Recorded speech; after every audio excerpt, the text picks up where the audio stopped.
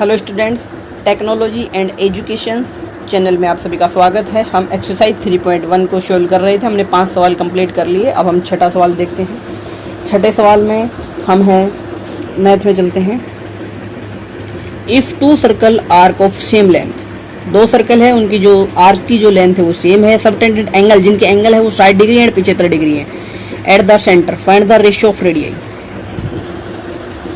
ये सेम, ये जो है ये भी L है और जो ये है ये भी L है और L is equal to L है। ठीक है, मतलब कि दोनों सेम है। बट जो ये एंगल है ये 60 डिग्री का एंगल है और ये है ये 75 डिग्री का एंगल है। और हमें जो R1 है, इसकी जो रेडियस है इसको R1 मान लिया गया है, इसकी रेडियस को R2 मान लिया गया है। तो उन दोनों का रेशियो हमें फाइंड आउट करना है। तो theta is equal to L upon R होता है। तो L हमें फाइंड आउट करना है तो वो थीटा R हो गया। ठीक है, तो थीटा मेरे पास है, सॉरी हमें R फाइंड आउट करना है तो R L अपॉन थीटा हो गया। ठीक है, तो L बाई 60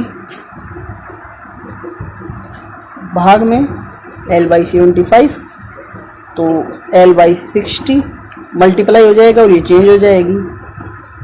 तो L से L कैंसिल हो जाएगा, तो ये 75 बाई 60 हो जाएगा। तो ये 12 और ये 15। ठीक है, और ये 5 और ये 4, 3 5 15, 3 4 12। समझ रहे होंगे इसका मतलब। तो आप ये क्या आ गया 5 इंटू 4। तो R1 इंटू R2 है, ये आपका क्या आ गया 5 इंटू 4। यही आपका आंसर। बहुत ईजी सवाल था ये। इसमें हमने क्या किया कि दो हमें ये दिए गए थे जिनकी L दोनों का सेम था, एंगल दोनों के अलग अलग थे और इनकी रेडियाई निकालनी थी। और रेडियाई निकाल करके उन दोनों का क्या करना था, हमें अनुपात निकालना था। ठीक है, तो यहाँ पे थीटा बराबर L अपॉन R है। L यानी कि थीटा R हो गया और R L अपॉन थीटा हो गया। ये तो आपको सामान्य कैलकुलेशन थी लेकिन मैंने समझाने के लिए बता दी। तो ये पूरा समझ लीजिए कि R निकालना था तो R के नीचे L अपॉन थीटा डालना है। तो R1 निकाला तो L अपॉन पहले का एंगल कितना था 60, L अपॉन 60 और भाग में L अपॉन 75। तो भाग को जब भाग करें सोल्व करेंगे तो ये चेंज हो जाएगा, 75 ऊपर चला जाएगा, L नीचे आ जाएगा और ये मल्टीप्लाई हो जाएगा। तो L से L कैंसिल हो गया, 75 बाई 60 आ गया। तो ये 5 से चला गया कि 15 5 75 और 12 5 60 और फिर दोबारा 3 से चला गया, 3 5 15 और 3 4 12, यानी कि 5 अनुपात 4 आ गया आंसर। तो जो R1 R2 जो निकालना था वो 5 अनुपात 4 निकल गया। बस इस सवाल में इतना ही कहा था तो ये आंसर आ गया आपका। ठीक है, समझ गए इतना। चलिए अब आप लोग आपका अगला जो नेक्स्ट क्वेश्चन है 7th जो सवाल है आपका वो हल करते हैं अपन लोग। इसमें चलो पढ़ते हैं। Find the angle in radian. Angle radian में निकालना है। Through which A pendulum swing if its length is 75 centimetre. Which A pendulum swing, एक पेंडुलम है जो घड़ी के अंदर होता है, देखा होगा आपने। फिजिक्स वाले सर आपको इसके ऊपर क्वेश्चन करवाएंगे तो आपको अच्छी तरह से मालूम चल जाएगा। Swings if its length is 75 centimetre and A tip describe an arc of length. Angle निकालना है रेडियन के अंदर। आर्क लेंथ नीचे दी हुई है। पहला सवाल ये है, दूसरा ये, तीसरा ये, 3 सवाल करने हैं। तो पहले सवाल में आर्क लेंथ दी हुई है और पेंडुलम 75 सेंटीमीटर का है। तो एंगल निकालना है तो यहाँ से हमें पता करना पड़ेगा रेडियस क्या होगी और चीज़ क्या होगी। तो यहाँ पे देखिए 7वां सवाल सॉल्यूशन कर रहे थे। ये कहता है कि एक पेंडुलम, ये गांठ है, इसके ऊपर ये पेंडुलम बंधा हुआ है ये वाला। तो ये कहता है कि पेंडुलम इधर जा रहा है और फिर इधर जा रहा है। ऐसे ऐसे वो बार बार पेंडुलम है वो ऐसे ऐसे बार बार घूम रहा है। तो ये कहता है, तो पेंडुलम को हम ऐसे मान लेते हैं। तो ये जो एंगल है तो मैं इसको कन्वर्ट करके दिखा देता हूँ कि जो पेंडुलम है आपका वो ऐसे लटका हुआ है और वो ऐसे ऐसे घूम रहा है। ये जो पेंडुलम है ये ऐसे ऐसे जा रहा है यहाँ तक, ठीक है। तो ये जो एंगल है ना, एंगल ये जो थीटा, तो ये थीटा ही हमें निकालना है। और जो ये है ये हमें एल है, जो फर्स्ट सवाल में एल बराबर 10 सेंटीमीटर दिया हुआ है। जो फर्स्ट जो सवाल है डिस्क्राइबिंग आर्क लेंथ है, पहले सवाल में 10 सेंटीमीटर दी हुई है। तो यहाँ पे हमने फर्स्ट सवाल कर रहे हैं तो इसमें 10 सेंटीमीटर आर्क लेंथ दी हुई है। और जो ये है आपका, ये जो है ये क्या आपकी, इसको अगर मैं पूरा बढ़ा दूँ, इसको मैं अगर पूरा बढ़ा दूँ तो ये क्या बन गया, एक पूरा वर्त बन गया ना, एक पूरा वर्त। तो वर्त में एक पॉइंट से ये दिखा रहा है, इसको चारों तरफ घुमाऊंगा मैं, तो ये क्या हो जाएगा, ये क्या है इसकी रेडियस। और जो पेंडुलम है वो 75 सेंटीमीटर बताया जा रहा है। जो पेंडुलम है वो 75 सेंटीमीटर दर्शाया जा रहा है। और ये एक हिस्सा है, इसको अगर मैं ऐसे 4 हिस्से लगा दूँ तो ये कंप्लीट हो जाएगा। इसको अगर पूरा कर दूँ तो ये सर्कल बन जाएगा। तो सर्कल के अंदर जो ये बीच का जो पॉइंट से, जो सेंटर से जो कुछ लटका हुआ था, तो इसका मतलब वो रेडियस थी। तो यहाँ पे जो आपका आर था वो पेंडुलम लेंथ थी वो, तो यानी कि आर था वो हमारे पास कितना था, 75 सेंटीमीटर पेंडुलम की जो लेंथ थी। और एल है वो 10 सेंटीमीटर। और ये कहता है कि हमें रेडियन में निकालना है। तो जो एंगल होता है, जब इस फॉर्म में होता है, जब सर्कल वाली फॉर्म में जब एंगल निकालते हैं तो वो हमेशा रेडियन में निकल के आता है। तो हमें कुछ चेंज करने की ज़रूरत है ही नहीं। कौन आर थीटा ये हमें निकालना है। एल क्या है हमारे पास, फर्स्ट क्वेश्चन के अकॉर्डिंग 10 है। आर क्या है हमारे पास 75 है। तो ये क्या निकल गया,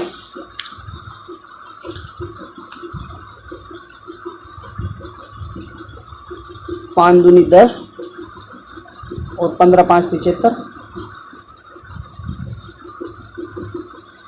5 दूनी 10 और 15 5 75, ठीक है। तो ये आपका 2/15 है, ये आपका आंसर आ गया। दूसरा जो सवाल कहता है, दूसरे सवाल के अंदर ये आपको 15 सेंटीमीटर बोल रहा है। तो दूसरे सवाल के अंदर जो एल है वो आपको 15 सेंटीमीटर दे रहा है, आर वही 75 सेंटीमीटर है। तो थीटा बराबर एल अपॉन आर होता ही है। तो थीटा बराबर यहाँ से हमने निकाल लिया कि 15/75, 15 एकम 15, 15 5 75, 1/5 इसका आंसर आ गया। थर्ड जो क्वेश्चन कहता है आपका, थर्ड जो क्वेश्चन कह रहा है, इसमें वो दे रखा है आपने अलग से 21 सेंटीमीटर। तो वो है 21 सेंटीमीटर, यानी कि एल बराबर क्या आपका 21 सेंटीमीटर। तो और जो आर है वो हमने देखा था कि 75 सेंटीमीटर है। तो थीटा बराबर एल अपॉन आर होता है। दैट मीन्स 21/75 हो गया।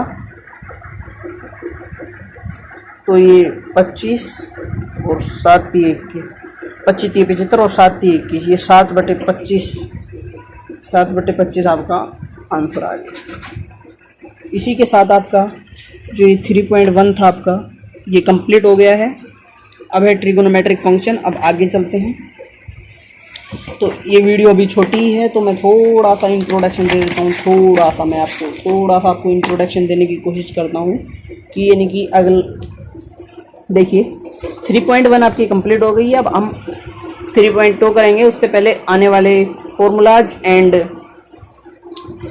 फंक्शन वगैरह जो कुछ भी हैं एक्सरसाइज करने से पहले उसके बारे में स्टडी करेंगे। तो इसके अंदर एक टेबल दी हुई है, उसको आप याद करनी है। आपको मैं आपको शो करूंगा, आपको अपने मैथ में से देख के याद करनी है या आपको वीडियो में से देख के नोट डाउन कर लेनी है और फिर उसको याद करना है।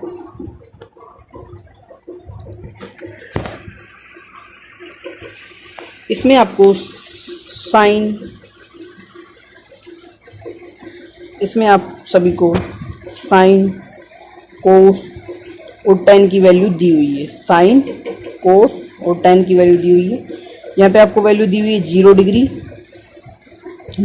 π/6, π/4, π/3, π/2, π/3π/2 और 2π। 360 डिग्री तक दी हुई है। 0 डिग्री को 0 डिग्री 0 है ही। अब ये है π/6, 30 डिग्री को हम π/6 कहते हैं। ये आपकी सुविधा के लिए मैंने नोट पहले कर लिए थे ताकि वीडियो में दिक्कत ना हो, मैं आपको तुरंत समझा सकूँ। तो 30 डिग्री का मतलब पाई बाई 6 होता है, 45 का पाई बाई 4 होता है। तो 45 डिग्री है और ये जो नीचे लिखा हुआ है ये क्या है आपके सभी के रेडियन है।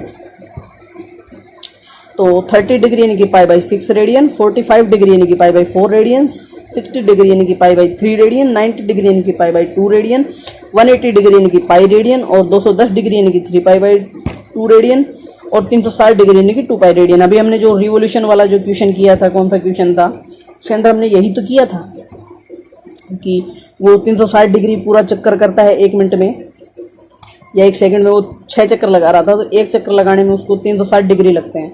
360 डिग्री यानी कि रेडियन में निकालना था, तो रेडियन 360 डिग्री का मतलब 2 पाई रेडियन। तो हमने 6 को 2 पाई से किया था तो 12 पाई रेडियन आ गया था, 12 पाई इसकी आ गया था आंसर। और इधर है साइन कोस टेन की वैल्यू, ठीक है। तो साइन 0, जब साइन का 0 डिग्री पे आता है तो उसकी वैल्यू 0 रहती है। जब साइन का मान 30 डिग्री पे या पाई बाई 6 के ऊपर, ये आप समझ लेना खुद में, इसको आपको कंफ्यूज नहीं करूँगा ये बता करके। मैं अभी डिग्री में ही बोलूँगा, आप पाई बाई 6 से समझ जाना, ठीक है। कि 30 डिग्री पाई बाई 6 के ऊपर साइन 0 डिग्री होता है। साइन 30 डिग्री का मतलब होता है 1/2। साइन 45 डिग्री का होता है 1/√2। साइन 60 डिग्री का मान होता है √3/2। साइन 90 डिग्री का मान होता है 1। साइन 180 का मान होता है 0। साइन 270 का मान होता है -1। साइन 360 यानी कि 360 डिग्री का मान होता है 0। तो साइन 0 से मान शुरू हुआ था और लास्ट तक 360 तक चला गया, बट 0 से शुरू हुआ और 0 तक ही चला गया। तो ये समझ लेना आप इसको कि 0 sine 0 sine 30 1/2, sine 45 1/√2, sine 60 √3/2, sine 91 sine 180 फिर दोबारा से 0, 3 साइन 270 -1 और साइन 360 0 डिग्री। इसी तरह आप कोस को देखना और फिर टेन को देखना और फिर नेक्स्ट वीडियो में आपको और पूरा इंट्रोडक्शन करवा देंगे, ठीक है। तो कोस 0 है वो 1 होता है। पाई बाई कोस 30 डिग्री √3/2 होता है। कोस 45 भी एक 1/√2 होता है और साइन 45 भी 1/√2 होता है। ये टेबल आपने 90 डिग्री तक ये टेबल आपने पहले पढ़ रखी है 10th क्लास में, तो मुझे नहीं लगता कि मैं साइन और कोस में आपको रिलेशन मुझे बताना चाहिए। आप सभी को पता है कि साइन 0 होता है बट कोस 1 हो जाता है। कोस जो 30 की वैल्यू होती है, साइन 30 की 1/2 होती है, तो यहाँ पे कोस 60 की 1/2 हो जाएगी। यहाँ पे कोस साइन 60 की √3/2 होती है, तो कोस के अंदर उल्टा होके कोस 30 की वैल्यू √3/2 हो जाएगी। यहाँ पे √3/2 कोस में √3/2 30 की वैल्यू होती है और वहाँ पे साइन में 60 की वैल्यू होती है। यहाँ पे जो साइन के अंदर जो 30 की वैल्यू 1/2 थी, वो कोस के अंदर 60 की वैल्यू हो जाती है 1/2। साइन 90 0 हो जाता है। यहाँ पे साइन 91 होता है, तो यहाँ पे इसका उल्टा 0 हो जाता है। और यहाँ पे साइन 0 है तो यहाँ पे 1 हो जाता है। तो ये रिलेशन मुझे नहीं लगता कि आपको बताना चाहिए, आपने 10th में सीख रखा होगा, लेकिन मैंने फिर भी थोड़ा बहुत बता दिया। मैं आपको बस एक बार बता देता हूँ कि कोस 0 1 होता है, कोस 30 √3/2 होता है, कोस 45 1/√2 होता है, कोस 60 1/2 होता है, कोस 90 0 डिग्री होता है, कोस 90 0 होता है, कोस 180 -1 होता है, कोस 270 0 होता है, कोस 360 1 होता है। 10 में देखो tan 0 होता है, tan 30 1/√3 होता है और tan 45 का मान 1 हो जाता है भाई। tan 45 का मान यहाँ पे 1 हो जाता है। tan 60 का मान √3 होता है। tan 90 का मान नॉट डिफाइंड, ऐसा मान ऐसी वैल्यू आ जाती है जिसको डिफाइन नहीं किया जा सकता, तो इसको हम नॉट डिफाइन कर देते हैं। और tan 180 का मान 0 होता है। tan 270 का मान भी नॉट डिफाइन होता है। 90 का मान भी नॉट डिफाइन होता है और tan 270 का मान भी नॉट डिफाइन होता है और tan 360 का 0 होता है। तो ये आपकी एक टेबल थी जो मैंने इस वीडियो में आपको बता दी। और जो आने वाले जो फॉर्मूला हैं और जो कुछ भी आपको जो इम्पोर्टेंट जो आपको लगेंगे, ये क्वाड्रेंट के बारे में कि कौन से क्वाड्रेंट में सब पॉजिटिव रहेंगे, एक मैं आपको शॉर्ट ट्रिक बताऊंगा, एक ऐसी ट्रिक बताऊंगा जिससे आपको ये टेबल याद करने की जरूरत ना होगी। ये टेबल आपको याद करने की जरूरत नहीं होगी कि कौन से क्वाड्रेंट में कौन सी चीज़ पॉजिटिव रहेगी। मैं एक आपको ट्रिक बताऊंगा अच्छी से अच्छी अगली वीडियो में। तो इस वीडियो में सिर्फ इतना ही, आगे आने वाली वीडियो के अंदर हम देखेंगे। इस चैनल को आप सब्सक्राइब कीजिए और बेल आइकन प्रेस करके नोटिफिकेशन के लिए आप इसको ऑन कर लीजिए ताकि आने वाली वीडियो आपको जल्द से जल्द मिल सके। और आप इसमें जो देखो मेन बात आपकी ये है कि आप चैनल को सब्सक्राइब करें ना करें, बट आपको वीडियो ज़रूर देखनी है ताकि आपको पता चल सके। और इस वीडियो को आपको डाउनलोड होती है तो डाउनलोड कीजिए, अगर नहीं हो पा रही है तो आप ऑनलाइन देख के इस वीडियो का सोल्यूशन कीजिए। लेकिन अगर आप यहाँ पे वीडियो देखेंगे और मैथ का सोल्यूशन नहीं करेंगे तो आपको क्वेश्चन आप तुरंत ही भूल जाएंगे और आप क्वेश्चन को नहीं कर पाएंगे। मैं यहाँ पे पूरा मैथ करवा दूंगा, बट आपको कुछ समझ में आने वाला नहीं है। समझ में आ जाएगा लेकिन आप भूल जाओगे। तो आपको मैं यही चाहता हूँ कि आप मेरे इस वीडियो में देखने के बाद किताब उठाएँ और लग जाएँ। जितना प्रैक्टिस करोगे उतना आपका क्वेश्चन अच्छे आएंगे। और मैंने पहले भी कहा था कि मेरे पास इतना टाइम नहीं होता है कि मैं आपको एग्जाम्पल करवा सकूं या मिसक्लेनियस एक्सरसाइज करवा सकूं। तो आप एग्जाम्पल आप खुद कीजिए। मिसक्लेनियस एक्सरसाइज के इम्पोर्टेंट नहीं होती हैं, एग्ज़ाम के अकॉर्डिंग इम्पोर्टेंट नहीं होती हैं, फिर भी किसी स्टूडेंट को एक दो क्वेश्चन में मिसक्लेनियस में दिक्कत आती है तो आप मुझे कमेंट कीजिए, मैं आप सभी का उसका जवाब मिलेगा। हो सकता है जवाब मिलने में थोड़ा टाइम लग जाए क्योंकि वीडियो बनाने में मुझे टाइम लगता है, क्योंकि मेरे पास टाइम कम है। और मैं इसी चैनल पे मैं 12th क्लास की भी वीडियो डालूंगा। तो अभी आपका ट्रिगोनोमेट्री का एक्सरसाइज 3.1 कंप्लीट हुआ है। तो ट्रिगोनोमेट्री कंप्लीट होने के बाद मैं आपको 12th क्लास की इन्वर्स ट्रिगोनोमेट्री है, इन्वर्स ट्रिगोनोमेट्री नाम है, वो मैं डालूंगा आपके लिए। तो वो 12th वाले का यूज करना और फिर आपके लिए मैं अगला चैप्टर डाल दूँगा। तो अभी आपको टाइम लगेगा सीखने में और हमारे पास टाइम भी बहुत कम है क्योंकि कोरोना वायरस की वजह से हमें वैसे ही पढ़ाई करने को ज़्यादा कुछ मिल नहीं रही है। तो आप इस चैनल को सब्सक्राइब कीजिए और आसानी से अपनी पढ़ाई को ईजी बनाइए। Thank you.